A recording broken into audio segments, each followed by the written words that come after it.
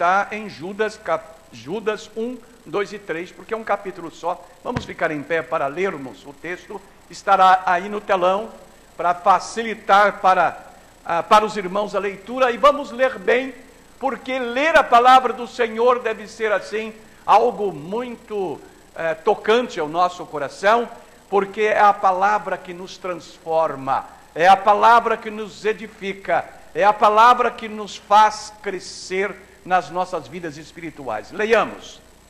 Judas, servo de Jesus Cristo, irmão de Tiago, aos chamados queridos em Deus Pai e conservados por Jesus Cristo, misericórdia e paz e caridade vos sejam multiplicadas. Amados, verso 3, amados, procurando eu escrever-vos com toda a diligência acerca da salvação comum, tive por necessidade escrever-vos e exortar-vos a batalhar pela fé que uma vez foi dada aos santos. Que Deus abençoe a palavra.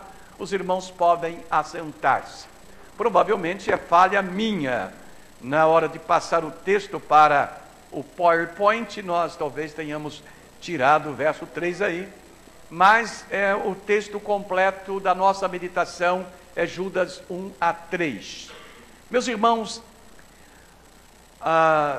esses 3 versículos pertencem a esta cartinha, conhecida como Carta de Judas. Como já os identificamos para lê-los, cabe-nos, no entanto, meus irmãos, à vista de tão poucas oportunidades de conhecimento da palavra de Deus, informarmos aos amados em Cristo quem é este crente chamado Judas, que escreveu esta carta tão curtinha, porém tão importante no contexto dos ensinos do cristianismo. Porque senão alguém vai pensar que é Judas Iscariotes. Judas Iscariotes traiu Jesus, lemos hoje, né? Traiu Jesus com o sinal mais lindo, né, de amor. Ele fez uma traição beijando a Jesus. Não tem nada a ver com esse Judas.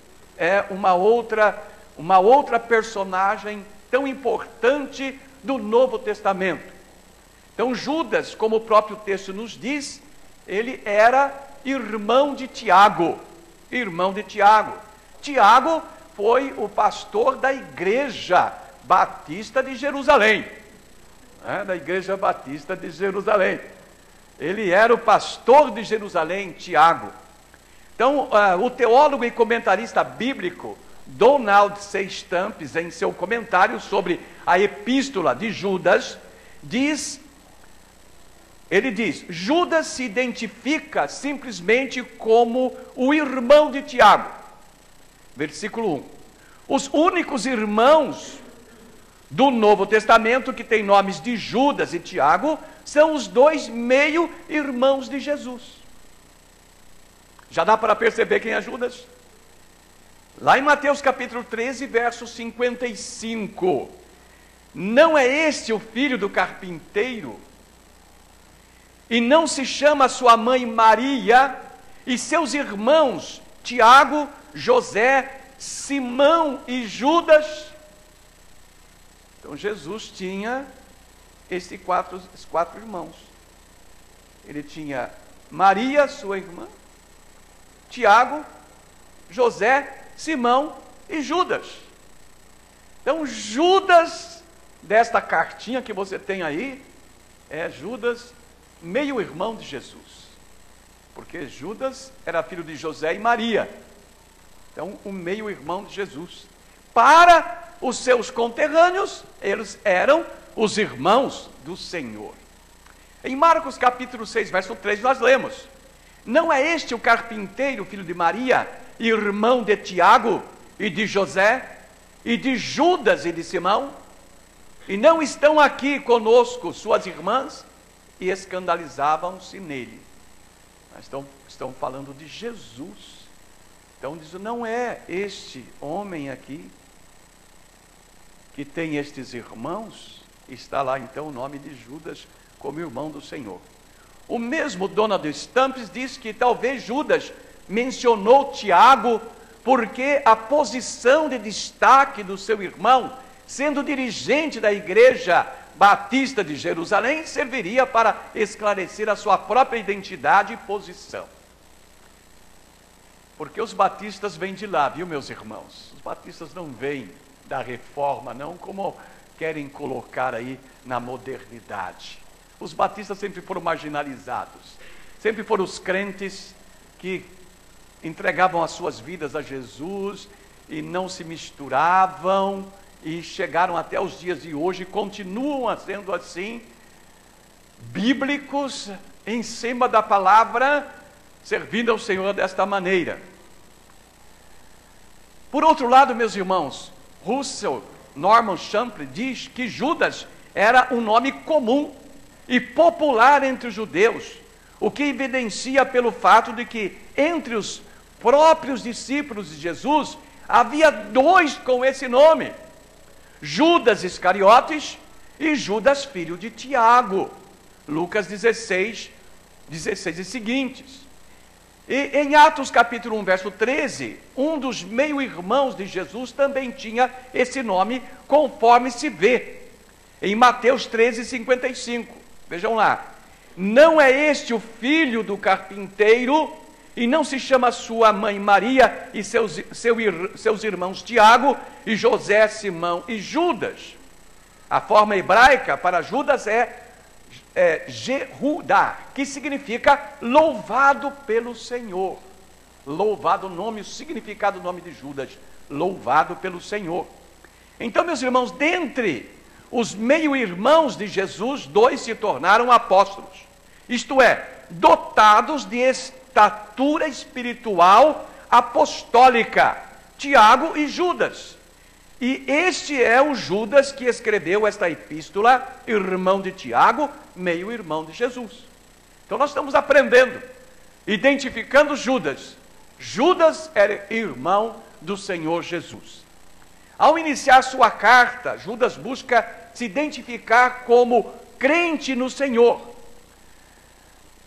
Judas menciona os seus destinatários, diz a sua vontade para com aqueles irmãos com os quais escreveu a sua carta, e por fim lhes diz a finalidade do conteúdo da sua carta. Então vamos considerar os primeiros versículos de Judas segundo o tema proposto: identificação, destinatários, desejo e finalidade. Uma das coisas importantes, meus irmãos, quando nós tocamos nessa questão dos irmãos de Jesus, é que deixa para trás esta citação comum que se ouve aí: Virgem Maria. Maria, ela deu à luz a Jesus e deu à luz aos seus filhos, os 4 que são mencionados na Bíblia, não sabemos se tinha mais. Tinha uma irmã e 3 irmãos. Então, Maria teve os seus filhos. Assim, meus irmãos, a identificação de Judas como crente no Senhor Jesus. Como que ele se identifica como crente? Porque a identificação filial dele nós já temos. Mas como ele se identifica como um servo de Jesus? Porque é muito interessante isto, e é muito importante para nós sabermos que 2 dos irmãos do Senhor Jesus tornaram fiéis discípulos de Jesus. E muito influentes, importantes no contexto da vida espiritual da igreja primitiva. Então Judas, ele se identifica assim: Judas, servo de Jesus Cristo e irmão de Tiago. Servo de Jesus. E como é bom nós muitas vezes contemplarmos para as nossas vidas esse título de servo. Porque muitas vezes as pessoas não querem ser servos, querem se servir. Mas a palavra chama-nos para sermos servos, e ele se identifica como servo do Senhor. Então, nos comentários de Donald Stamps e de Russell Champlin, tivemos uma ideia da identificação nominal de Judas e de sua raiz genealógica. Como vimos, ele era filho de Maria e de José. Portanto, nesse sentido, meio-irmão de Jesus por parte de mãe. Porém, não é dessa identificação, meus irmãos, que desejamos falar aqui, mas sim de uma identificação como um crente e seguidor de nosso Senhor Jesus Cristo. E como nós devemos nos sentir também, quando devemos ser identificados assim. Será que alguém tem identificado você, aonde você está trabalhando, aonde você vive, como um servo de Jesus? Não é você dizer isso. Entendam isto. Eu tenho muita cautela em dizer que eu sou um servo de Jesus. Porque dizer que é servo, a gente dizer que é servo de Jesus, isto é de grande responsabilidade. É uma coisa muito alta, muito profunda, significa uma profunda identificação com Cristo, uma vida santificada, uma vida entregue ao Senhor, que nem sempre nós conseguimos ter, mas uma pessoa que nos vê, poderá nos identificar como servos de Jesus, amém? E aí você não vai dizer ao contrário, porque se ela está vendo em você um servo de Cristo, aleluia! Isto é muito bom, amém! Que se repita desta maneira as palavras daquelas pessoas que nos identificarem assim. Então ele se identifica como um servo do Senhor. Primeiro Judas, servo de Jesus Cristo, aqui ele se identifica como escravo de Cristo. Porque ser servo, né? A palavra servo é uma palavra bonita. Veja bem, não é servo. Porque servo é um animal, é um cabrito montês, né, que tem lá naquelas regiões do Oriente. Não é servo, é servo. E servo é escravo, é sinônimo de escravo. E sabe que escravo não tem direitos. Escravo não pode reclamar. Escravo só serve. Tal qual o nosso Senhor. Isaías diz que ele não abriu a boca. Então ele chama-nos para sermos escravos. Quando ele usa a frase servo de Jesus Cristo, ele está dizendo escravo de Jesus. Jesus é meu Senhor, pois somente os servos tinham senhores. Somente os escravos têm senhores. E o Senhor tem domínio completo sobre o escravo, domínio completo. Mas muitas vezes nós levantamos a cabeça. Hoje pela manhã nós falamos do questionamento da pessoa que levanta questões contra o Senhor. Quais eram as condições em que alguém pode chegar ao Senhor e questionar ao Senhor? Mas muitas vezes nós temos petulância e esquecemos que nós somos servos, nós somos escravos, não temos direitos, e nós temos um Senhor. Porque Jesus Cristo, meus irmãos, Ele não é só o nosso Salvador, Ele é Senhor das nossas vidas. É aquele que deve controlar as nossas vidas. A nossa vida deve estar sob o controle do Senhor. Por isso, às vezes eu digo aos irmãos, devemos nos agarrar a Cristo permanentemente, porque nós estamos agarrados ao Senhor das nossas vidas, aquele que cuida de nós, porque o escravo é completamente entregue nas mãos do seu Senhor. O seu Senhor é que trata de tudo que é do escravo. O escravo só serve o Senhor. Então lembremos, meus irmãos, da iniciativa do apóstolo Paulo em fazer retornar Onésimo, um escravo que havia se convertido ao Senhor, para Filemão, que era o seu senhor. Daquele tempo tinha escravos e tinha senhor. Então nós sabemos muito bem o significado dessa palavra servo, quando Judas fala servo do Senhor, escravo do Senhor, porque eles sabiam muito bem o sentido disso.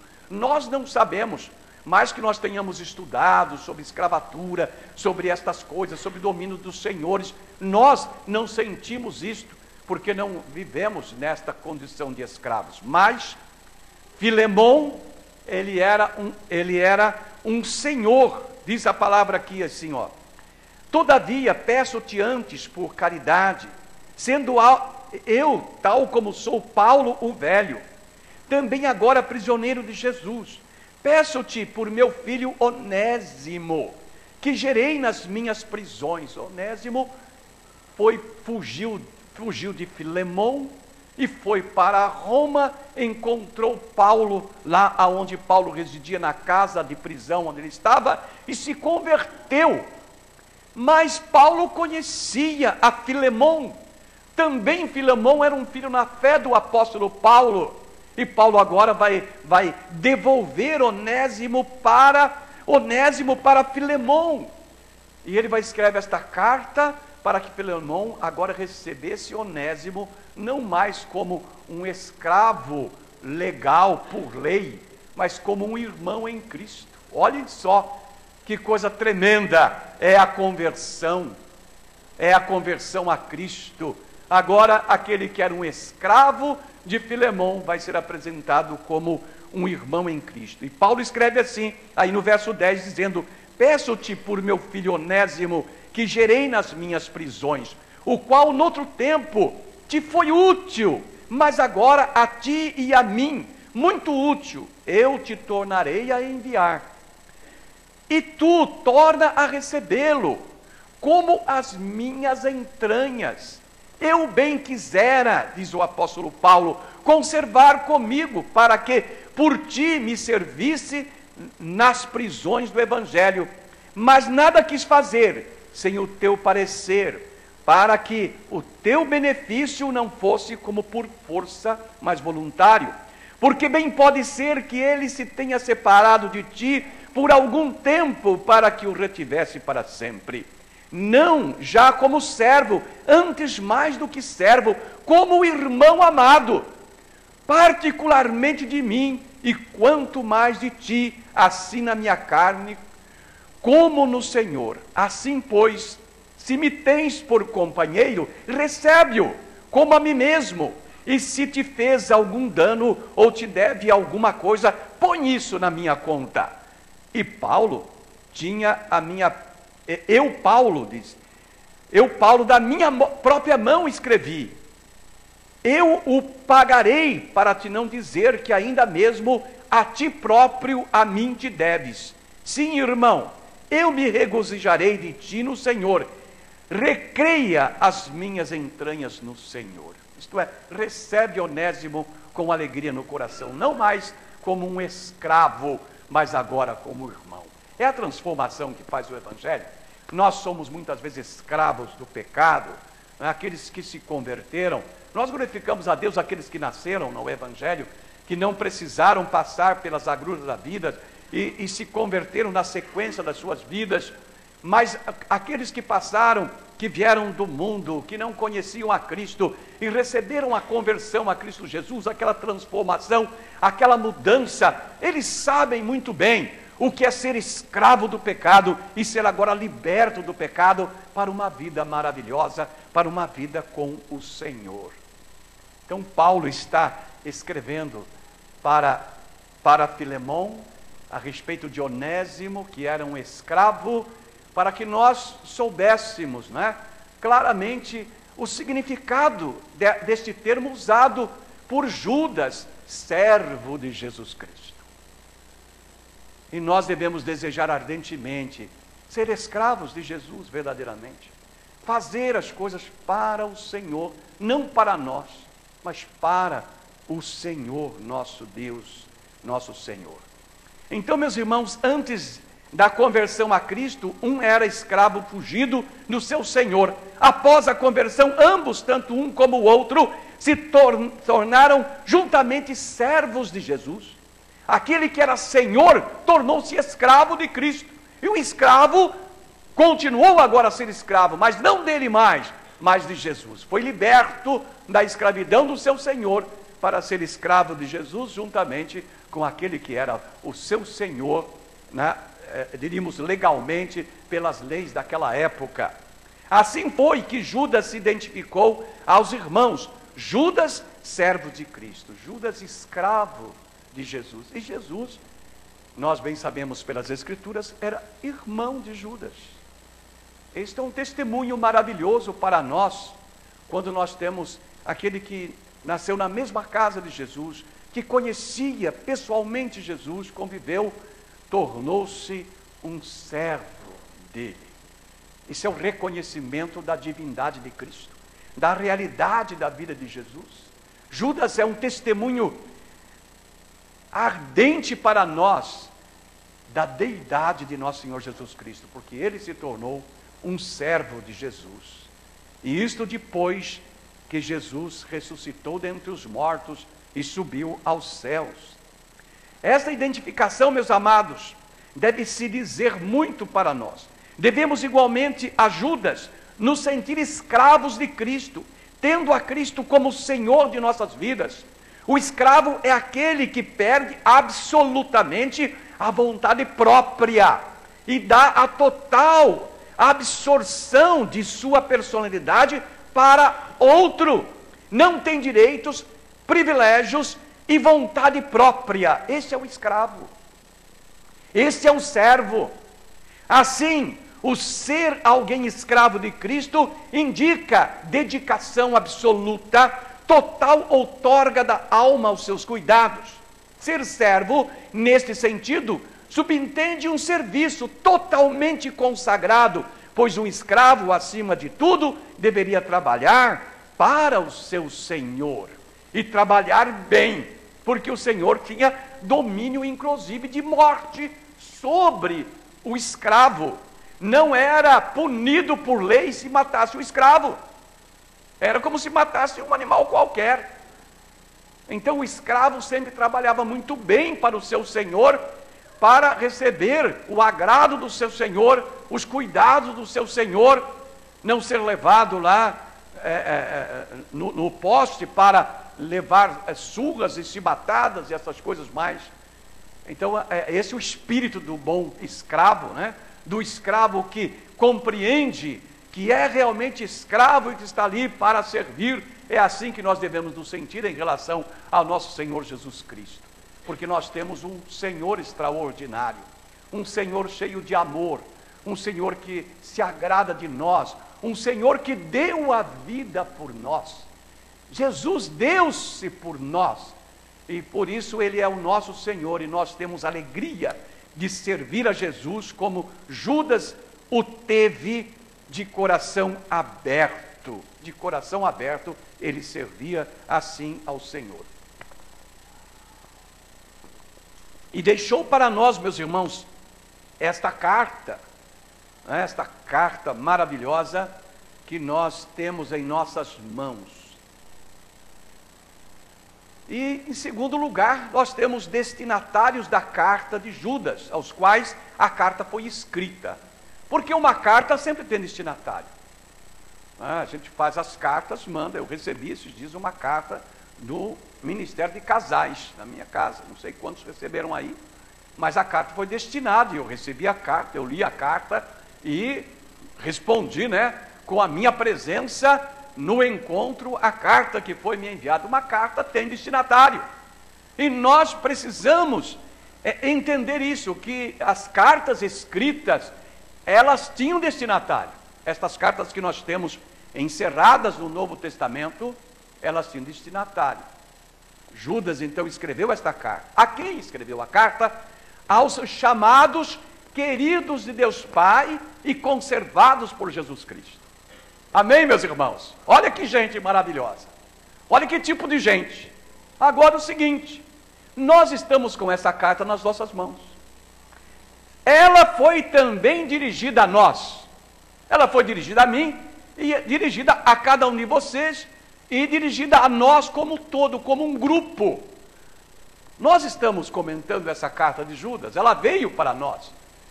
Nesta inspiração do Espírito de Deus, quando o Senhor iluminou a Judas para escrever essa carta, esta pequena carta, mas tão grande em conteúdo, nós também fazemos parte destes destinatários.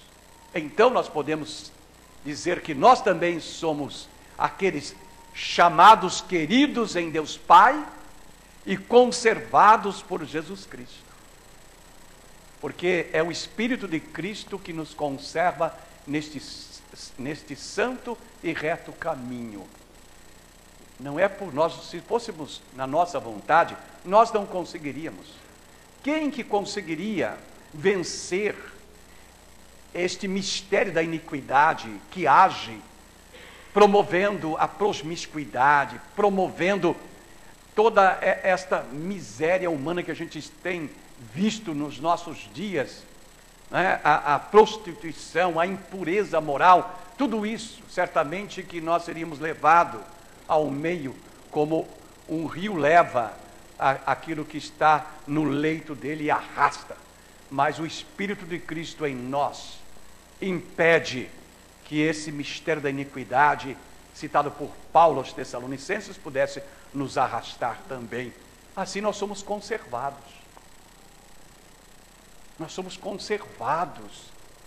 O Espírito de Cristo nos conserva, nos mantém, e nós podemos estar aqui reunidos, compartilhando com muita alegria no nosso coração, com muito prazer, a palavra do Senhor e as nossas vidas, porque nós compartilhamos as nossas vidas com muito prazer uns com os outros. Então, amados, não se pode precisar onde estava Judas quando escreveu esta carta. Quando ele escreveu? Os teólogos, pelas evidências, creem que ela fora escrita de Roma, pois foi nesta região de Roma que ela foi conhecida inicialmente.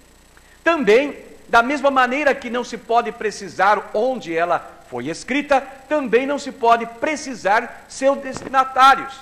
Geograficamente falando, não é possível.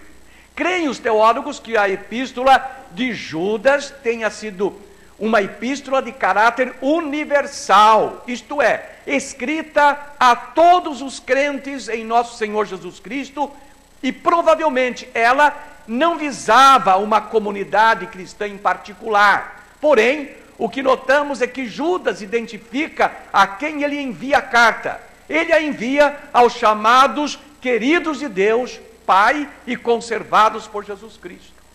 Então ele envia a carta a todas as igrejas. A igreja lia a carta, copiava a carta, mandava para outra igreja, ou mandava o original, e essa carta foi rodando por todas as igrejas até ser compilada na Bíblia Sagrada e vir até nós. E nós podemos abrir o texto bíblico e ler a carta de Judas. Ela foi destinada também a nós, porque nós somos os chamados queridos de Deus Pai e conservados por Jesus Cristo. Por isso nós estamos aqui, porque somos conservados pelo Senhor. E esta ação bendita de Jesus sobre nós nos mantém firmes nos seus caminhos. Por isso devemos glorificar a Cristo cada vez mais. Que Senhor nós temos! Eu me lembro, meu bisavô foi senhor de escravos. Quando deu-se a libertação dos escravos, os escravos não quiseram ir embora, porque ele era tão bom para eles, que eles não quiseram, ficaram com ele, ainda por muitos anos, a família, até que ele morreu, eles ficaram na propriedade lá, que era dele, por causa da bondade dele. Mas a bondade de Jesus é muito maior do que essa. Como Jesus é bom para nós, né? Você já experimentou a graça de Jesus? Às vezes nós caímos em pecado, porque ou nós pecamos por pensamento, por obras, ou por palavras, e às vezes nós caímos e nos arrependemos, e voltamos a Jesus e pedimos o perdão para o nosso pecado e o lavar regenerador do sangue de Jesus. Você já sentiu alívio depois que você pede perdão? Você sente o alívio no seu coração, na sua alma, de ter sido perdoado, purificado novamente? É o Senhor nosso que faz isso. Ele abençoa a nossa servidão. Ele cuida de nós desta maneira tão maravilhosa, que todos querem ter, mas poucos descobrem, né? Não são muitos que descobrem esse segredo. Jesus Cristo, nosso Senhor. E quem tem Jesus tem tudo. Ele é maravilhoso. Então, meus irmãos, primeiramente os chamados, essa palavra chamados, o chamamento implica em eleição. Os chamados, queridos de Deus. Em Efésios capítulo 1, versos 3 e 4, Paulo escreve isto: Bendito Deus e Pai de nosso Senhor Jesus Cristo, o qual nos abençoou com todas as bênçãos espirituais nos lugares celestiais, como também nos elegeu. Nos elegeu. Chamar significa eleição. Nós fomos eleitos pelo Senhor. Nos elegeu nele antes da fundação do mundo, para que fôssemos santos, irrepreensíveis diante dele, em amor, em caridade.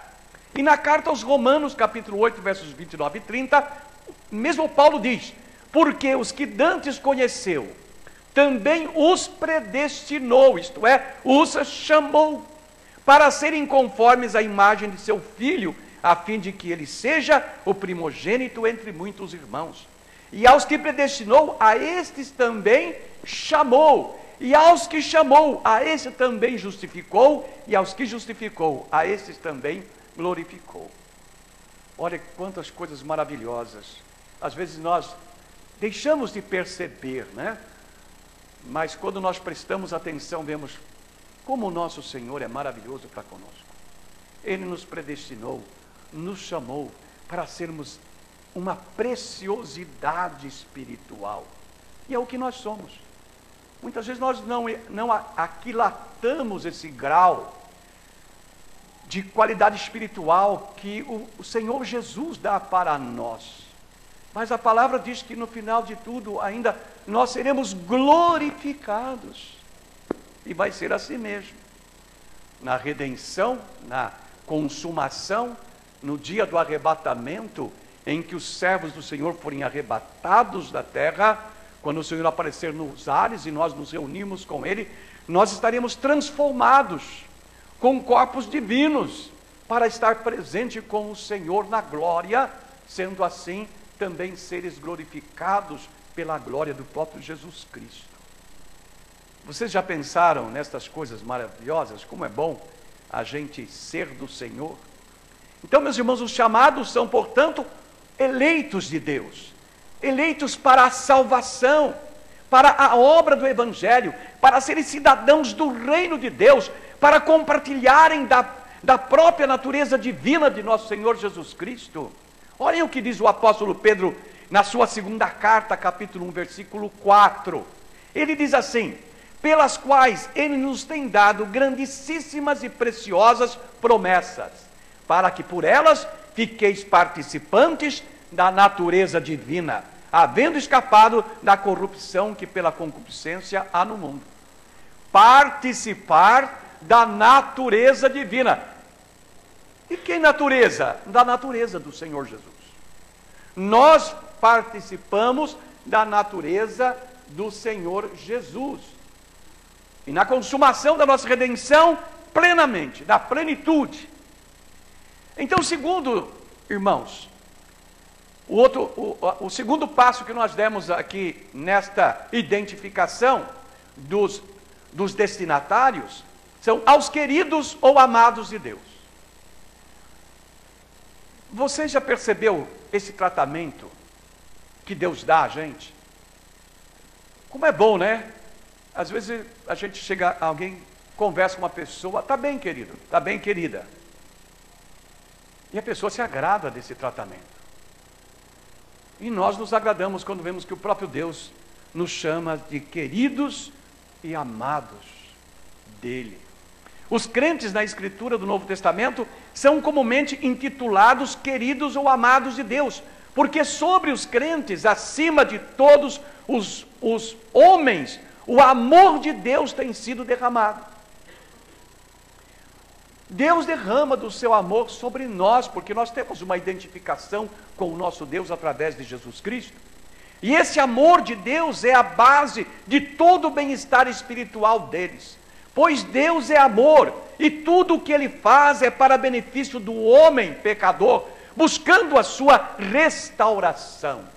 Deus nunca se cansa de trabalhar pela nossa restauração plena, para voltarmos à plenitude da nossa humanidade, isto é, da nossa identificação com o Senhor Jesus, que foi verdadeiro Deus e verdadeiro homem. Em 1 João capítulo 4, versículo 8, a palavra diz assim: aquele que não ama não conhece a Deus, porque Deus é amor. Deus ama e por isso os crentes fiéis estão no amor de Deus e assim podem ser designados como queridos ou amados de Deus. Amém, meus irmãos? Isto é maravilhoso, quando nós recebemos esta maravilhosa palavra vinda do próprio Deus para os nossos corações. Em terceiro lugar, os destinatários foram chamados de conservados por Jesus Cristo. Há algumas traduções que, ao invés de conservados, coloca guardados, que tem o mesmo sentido. Os crentes são como tesouro precioso ao Senhor, aos olhos do nosso Deus. A palavra diz: nós somos como a menina dos seus olhos, somos tesouros preciosos aos olhos do nosso Deus. Vejam aí Malaquias capítulo 3, verso 17. Eu quero que todos leiam comigo, porque não podemos deixar passar um texto tão lindo desse, meus irmãos, sem trazê-lo para o nosso coração. Vamos ler aí no telão? Leiam comigo. E eles serão meus, diz o Senhor dos Exércitos, naquele dia que farei, serão para mim particular tesouro, poupá-los-ei como um homem poupa o seu filho que o serve. Serão para mim particular tesouro. Amém? Você é um tesouro particular de Deus. Isto é, que Deus tem todo cuidado, como uma pedra preciosa, como um diamante lapidado, é você na presença do Senhor. Assim o Senhor Deus guarda os seus de todos os maus desígnios, guarda-os dos poderes malignos, das trevas do mal, preservando-os para o propósito específico de glória. Assim fica subentendido a segurança do crente no Senhor Jesus. Eles são os que são preservados, guardados pela comunhão mística com Cristo. O fato de o crente ser guardado dá a ele o poder de vencer as tentações, de derrotar as distorções do Evangelho de Cristo e viver fielmente agora e também para sempre. Assim são identificados os destinatários desta carta de Judas até aos dias atuais, até que Cristo venha. Eles serão sempre aqueles que são chamados queridos em Deus Pai e conservados por Jesus Cristo. Até que Jesus venha, nós estamos nos cuidados das mãos preciosas de Jesus. E sabe o que é ser cuidado pelo Senhor? É mesmo que uma mãe que ama tanto o seu filhinho, né, o bebezinho recém-nascido, ele está ali completamente solto e absorto nas mãos da mãe. Assim estamos nós nas mãos de Jesus, completamente entregues nas mãos do Senhor, e Ele nos conserva. Amém? Ele nos conserva. Em terceiro lugar, a vontade de Judas para com os seus destinatários. Judas tinha um propósito, ele tinha uma vontade para os destinatários dele. E ele diz no texto: misericórdia, paz, amor vos sejam multiplicados. Esse era o desejo dele. Que a misericórdia de Deus, a paz do Senhor e o amor divino fosse multiplicada sobre a vida daqueles irmãos, sobre as nossas vidas, porque essa carta veio até nós. Nós estamos tratando dessa carta hoje aqui. Então, os finais das cartas do Novo Testamento, meus irmãos, em geral, trazem a expressão do sentimento espiritual do escritor aos seus destinatários. Nas cartas do apóstolo Paulo, a exemplo, vem sempre terminando com a expressão graça e paz, que é até o nome da nossa igreja lá, graça e paz, como sendo seu expresso desejo para com aqueles leitores. Assim também temos nas cartas chamadas pastorais, graça, misericórdia e paz. Porém, nesta carta escrita por Judas, o estilo de finalização é sui generis. Ele a finaliza desejando aos seus leitores misericórdia, paz e amor. E eu sempre, quando começo as minhas orações, eu falo ao Senhor: tem misericórdia de mim, porque eu preciso da misericórdia de Deus. Eu espero que nós entendamos quão importante para nós é a misericórdia do Senhor. O Senhor disse, se não fosse, a Bíblia diz, se não fosse pelas misericórdias de Deus, Ele teria consumido o povo de Israel. Mas como a misericórdia do Senhor é muito grande, Ele continua amando aquele povo, vai amar até o final. E Ele nos ama e continuará amando assim, pela misericórdia dEle.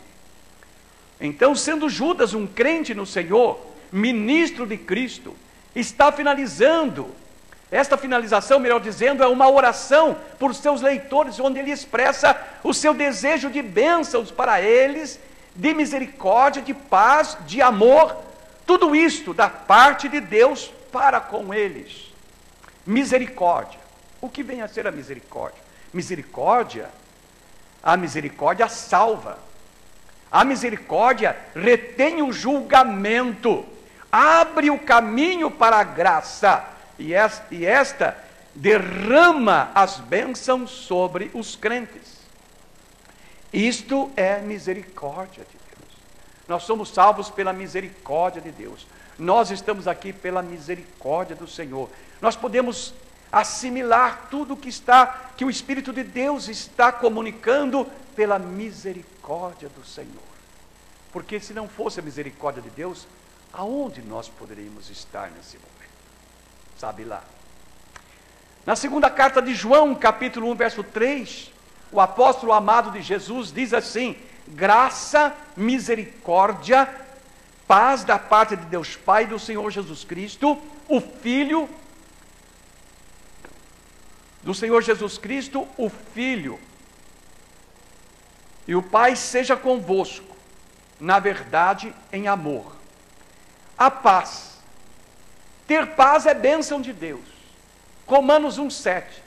A todos os que estáis em Roma, amados de Deus, chamados santos, graça e paz de nosso Pai e do Senhor Jesus Cristo.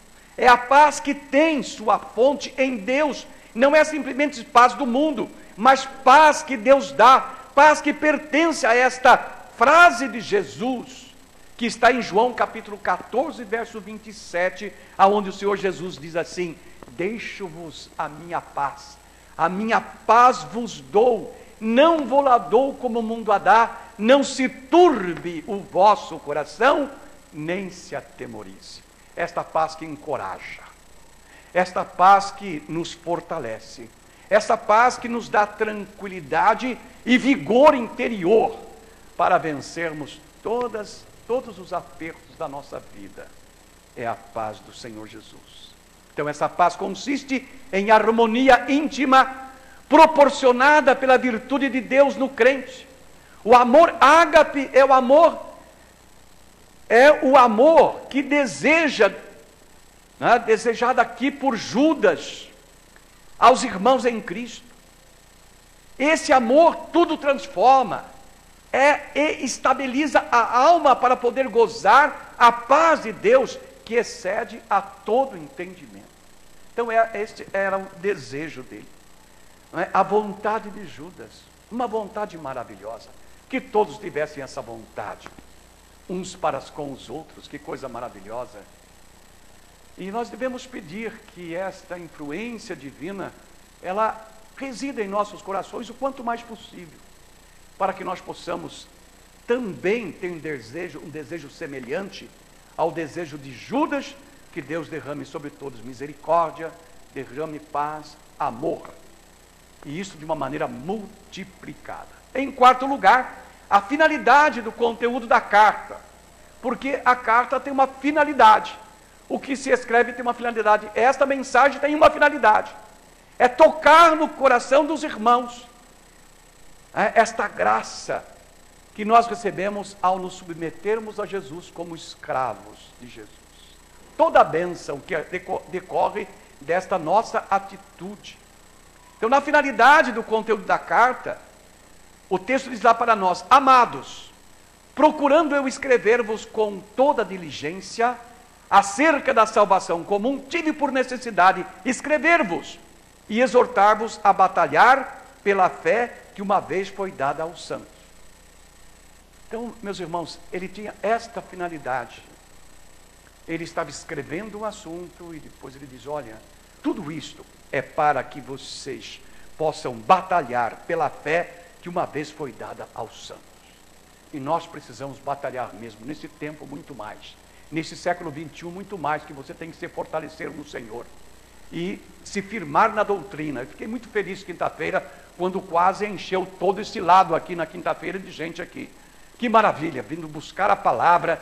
Ali quando nós estamos comentando sobre Filipenses, aquelas palavras de Paulo, os irmãos vieram beber a palavra e tinha muita gente aqui, e esperamos que cada quinta-feira tenhamos mais nesse encontro tão gostoso que é o encontro de quinta-feira para assimilar a palavra.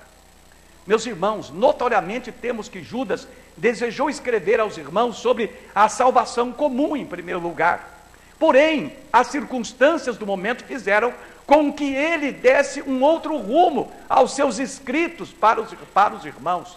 Quem ler essa cartinha, ela é bem curtinha, você vai observar isso.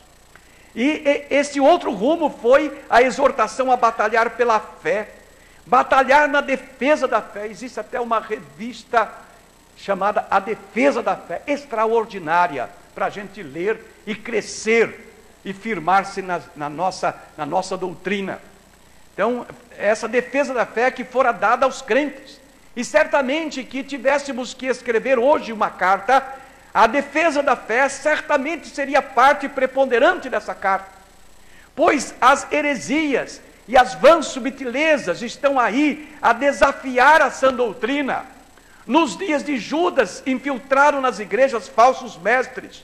Apóstatas estavam pervertendo a graça de Deus, e ao agirem assim, corrompiam a verdade e o caminho da retidão das igrejas, desviavam as igrejas do seu alvo.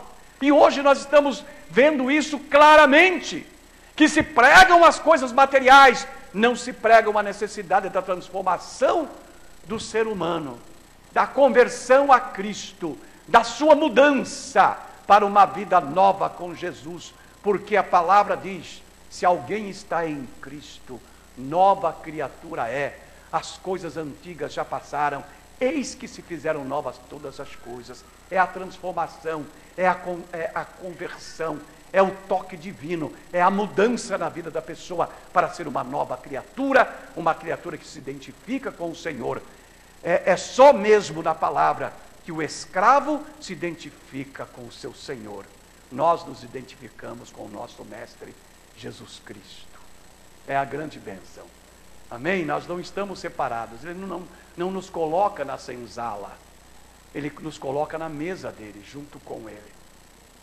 E no reino dos céus, ele diz que nós vamos assentar na mesa, na ceia, lá nos céus.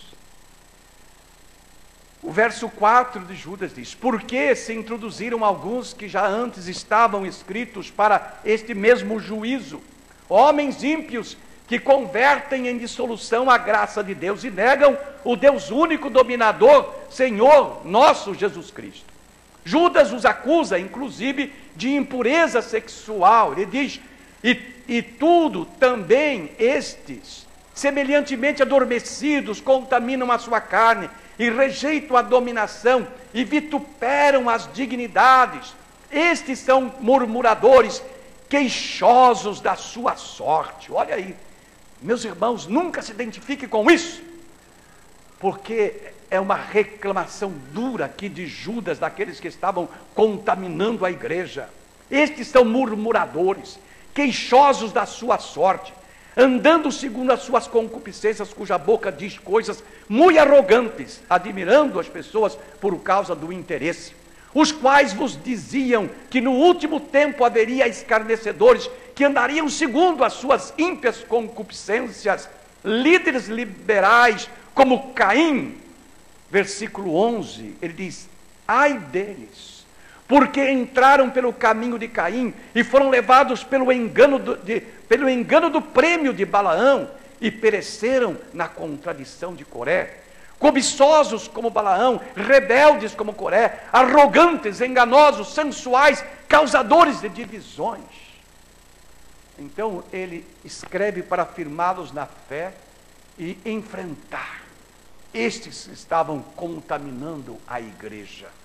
Judas mudou a direção do assunto de sua carta para combater estas coisas na igreja, defender e preservar a verdadeira fé no verdadeiro Evangelho de Jesus Cristo. Os crentes foram despertados a crescer na fé e a ter compaixão com temor no tocante àqueles que estavam vacilantes na fé.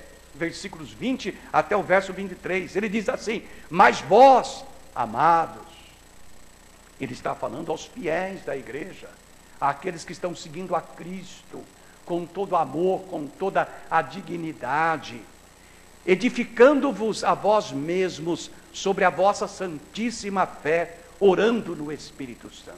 E como é bom, nas terças-feiras as mulheres se reúnem para orar, os homens se reúnem para orar. Na quinta-feira passada quase nós tivemos que vir aqui para a galeria, porque não cabia mais na sala que nós estamos orando, os homens estão aumentando cada dia. A palavra do Senhor dizendo para nós, né? Sobre a vossa santíssima fé, orando no Espírito Santo, conservai-vos a vós mesmos no amor de Deus, esperando a misericórdia de nosso Senhor Jesus Cristo para a vida eterna.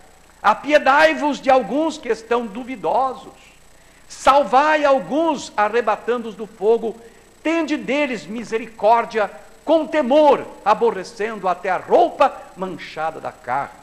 Assim, vemos que o conteúdo da carta tem como finalidade defender os crentes das heresias e firmá-los na sã doutrina. Por causa das circunstâncias em que se encontravam muitas igrejas naquele tempo e daquelas que se encontram hoje em dia, nós necessitamos muito de meditar no conteúdo desta carta de Judas. Nessa carta de Judas, que é o irmão de Jesus Cristo por parte de mãe, um homem de Deus que se colocou sob a autoridade do Senhor. Que nós também, meus irmãos, nos coloquemos sob a autoridade de Jesus. Que nós nos tornemos esses escravos amáveis, esses escravos dóceis, esses escravos obedientes ao Senhor Jesus. Que sejamos doces cristãos, amados do Senhor, que as nossas vidas sejam a alegria do nosso Deus.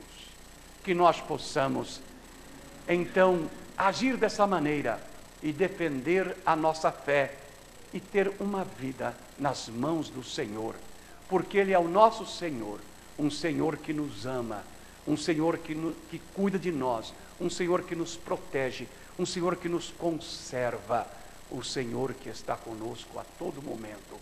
E Ele não nos trata como escravos, mas como irmãos, como verdadeiros irmãos dele. Que bênção é ser de Jesus. Por isso, vamos defender a nossa fé. Vamos estar firmes. Precisamos desta firmeza. Precisamos disto nesse século XX. E que nós possamos sentir esta coisa gostosa, gloriosa, e ser servo de Jesus. Dá para você sentir isso? Dá para você agora fechar os olhos, feche os seus olhos um instante e sinta-se um servo de Cristo.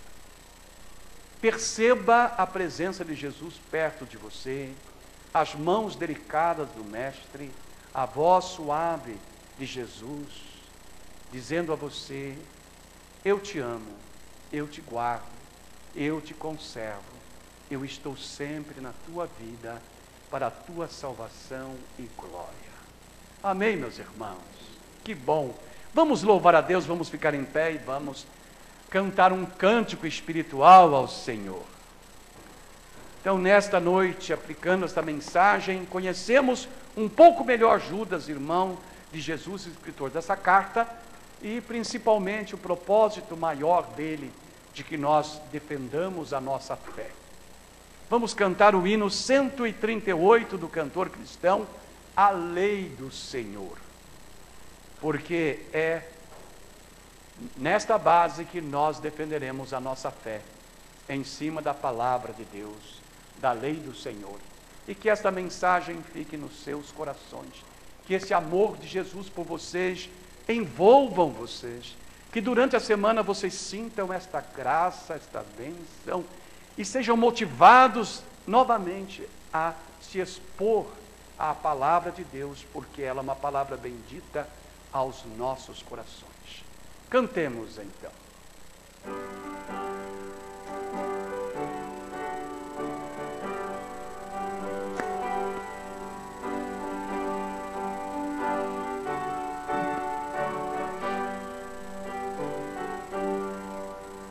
sábia, justa, santa e pura, é a lei do meu Senhor, que corrige a vida impura do perdido pecador. Do Senhor ensinamento, nela tão perfeita está, é tão cheia de presente,